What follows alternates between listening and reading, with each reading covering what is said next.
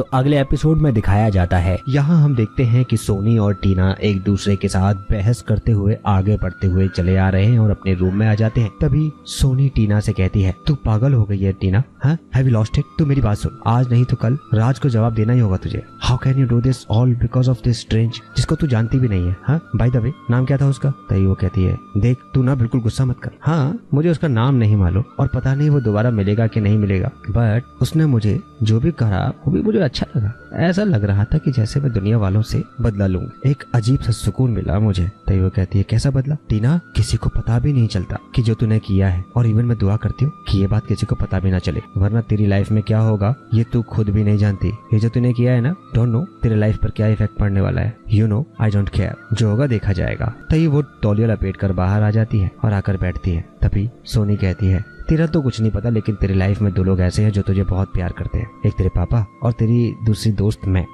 तभी वो कहती है, तू मुझे मत समझा, तू खुद को समझा कि तू मुझसे कैसे प्यार करती है। मुझे मालूम है तुझे मेरे पापा से प्यार हो गया है और शायद पापा से तुझसे प्यार करने लगेंगे, इसलिए तो वो मेरी तरफ ध्यान ही नहीं देते, सब कुछ भूल गए वो। सो प्लीज यहाँ इतना स्वीट बनने की बिल्कुल कोशिश मत करना। तभी वो कहती है, टीना तू जैसा अपने पापा के बारे में सोच रही है वो वैसे बिल्कुल नहीं है। हाँ ये सच है, मैं उनसे प्यार करती हूँ, बट वो मुझसे प्यार नहीं करते। और ये जो तू बोल रही है ना, वो बोल नहीं बोल रही, वो तेरा स्ट्रेस, वो गुस्सा बोल रहा है तेरा। देख ये सब राज की तरफ से शुरू हुआ है, उसकी वजह से तू ये सब कर रही है। हाँ एक काम करते हैं, आज मैं राज के मिलने जाती हूँ, तू भी चल मेरे साथ, छुप कर तू सारी बातें सुन, देख वो तेरे बारे में क्या बोलता है, ठीक है? फिर डिसाइड करते हैं कि आगे क्या करना है। लेकिन प्लीज तब तक के लिए ये सब बकवास बातें दिमाग से निकाल दे तू, ठीक है ना? एटलीस्ट से यस ना यार, प्लीज टीना। फिर वो कहती है, टीना यस यस ओके ओके ठीक है। और ये दोनों एक दूसरे से काफी खुश हो जाते हैं। अगले सीन में हम देखते हैं यहाँ पर देव तय सब्जी बना रहा होता है, वहाँ दूसरी तरफ से जिया आ जाती है। जिया कहीं बाहर से आ रही होती है। देव कहता है, वाओ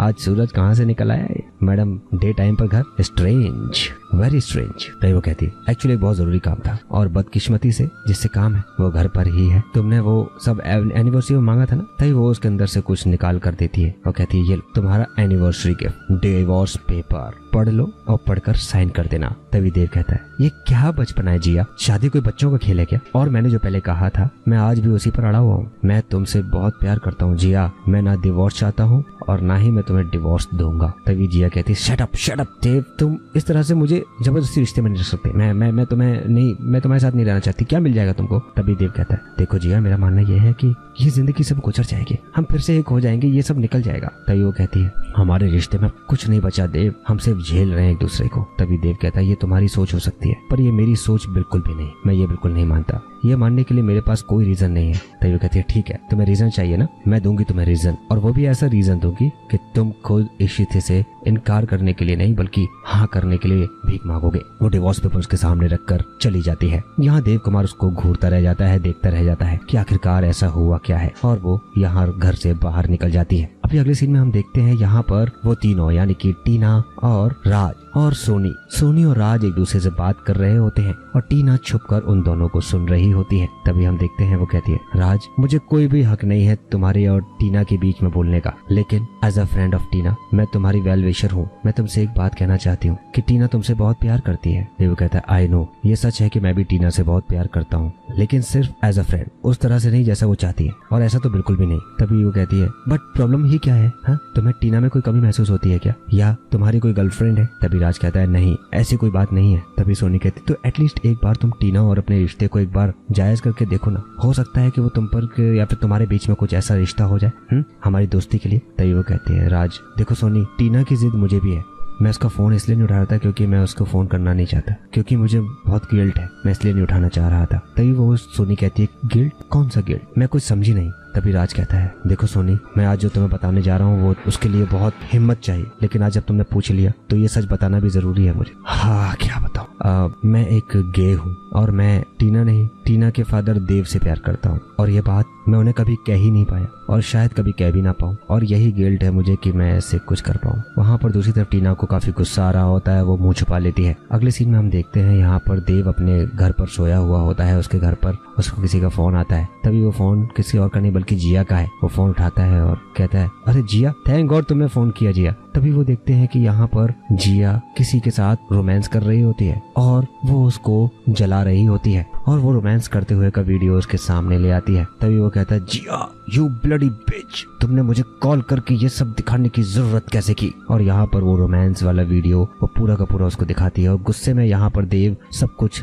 घर में तोड़फोड़ कर देता है। और यहाँ पर देव काफी परेशान होता है, कहता है नो नो ऐसा नहीं होना चाहिए था, जिया मेरे साथ ऐसा कैसे कर सकती है, मैं उसे छोड़ूंगा नहीं। ये लड़ाई झगड़े तक तो सब कुछ ठीक था, लेकिन अब ये जिया मुझे धोखा कैसे दे सकती है। और मुझसे रिश्ता तोड़ने के लिए उसने ये सब कुछ इतनी डेस्परेट हो गई कि मेरे ही सामने वो सब कुछ, जिया ये कैसे कर सकती है तू, धोखा दिया तूने मुझे, धोखा। हाँ धोखा क्या होता है ना जिया, अब मैं तुम्हें दिखाऊंगा। जिसके साथ मिलकर तुम मुझे धोखा दे रही हो वही तुम्हें धोखा देगा। और अभी मेरा वादा है तुमसे, जब यहाँ बैठकर मैं फील कर रहा हूँ वही फील तुम खुद करोगी जिया।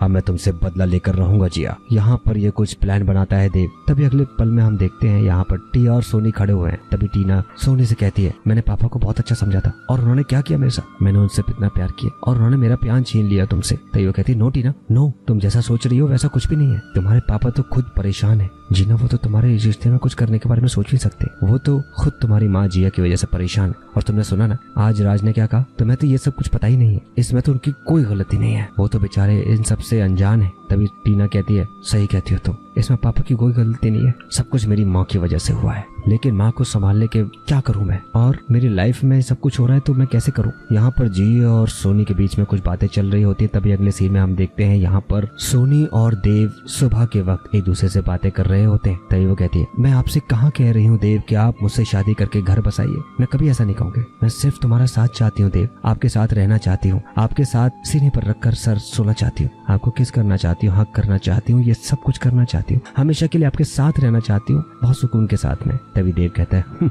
अच्छा मजाक है, जो इंसान खुद सुकून में नहीं है वो किसी और को सुकून कैसे देगा। सोनी मेरी जिंदगी ऐसे मोड़ पर खड़ी हुई है ना कि उससे या तो आर है या पार है, मुझे खुद नहीं पता कि आगे क्या होने वाला है और मैं कैसे करूंगा। तभी सोनी कहती है कि क्या मैं आपकी कोई मदद कर सकती हूँ इस सुकून को पाने के लिए, क्योंकि शतरंज में जो काम बजनी नहीं कर सकता वो काम एक प्यादा कर सकता है और उसे आखिरी तक पहुंचाना होता है। तभी वो सोच में पड़ता है और देव कुछ प्लान बनाने लग जाता है। तभी अगले सीन में हम यहाँ पर देखते हैं कि एक वीडियो कॉल पर यहाँ पर देव किसी का वीडियो देख रहा होता है, वो कोई और नहीं बल्कि ये सोनी होती है। सोनी यहाँ पर अपने आप को गाड़ी साफ करते हुए दिखा रही होती है। तभी अगले सीन में हम यहाँ देखते हैं कि यहाँ पर एक वही आदमी है जो कि जिया का CEO है, यानी कंपनी का मालिक। और यहाँ पर सोनी उसको अपने जाल में फंसाने लग जाती है और वो उसको देखकर काफी अट्रैक्ट हो जाता है और यहाँ पर ये एक अचानक एक्सीडेंटली मिल जाते हैं। तभी वो सोनी उससे कहती है, आई एम सो सॉरी, ऐसा नहीं होना चाहिए था, लेकिन मेरे को आपसे बात करके बहुत अच्छा लगा। तभी वो कहता है, अरे नहीं इट्स ओके, ये मेरा प्लेजर है। तभी वो कहती है, वैसे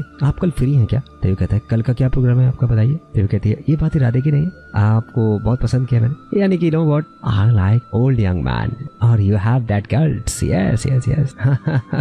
मिस्टर सिंह क्या मैं आपका नंबर ले सकती हूँ। तभी वो कहते हैं, व्हाई नॉट, क्यों नहीं, प्लीज लीजिए ना।